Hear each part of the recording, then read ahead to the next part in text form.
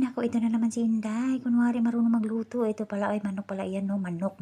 At saka syempre, uy, bakit kaya nilagyan ni Inday ng carrot at saka potato? Ano kaya ang lulutuin ni Inday, no? At saka syempre may manok, kagaya inuuna. At syempre yung carrot at saka potato, in-steam ko na yan. Kaya soft na siya ba? Soft. Bisaya talaga. Soft na siya ba? Kaya hinahinayin ko na pag ukay-ukay, no? Kasi nga, syempre, lambot na siya. At syempre, lagyan natin ng curry paste. Ito yung makadala ng sarap.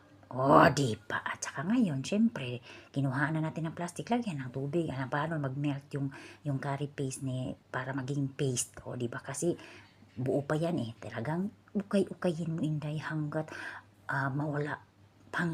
hindi na buo ba. Just nahirapan talaga ako sa kalisod pag magtagalog.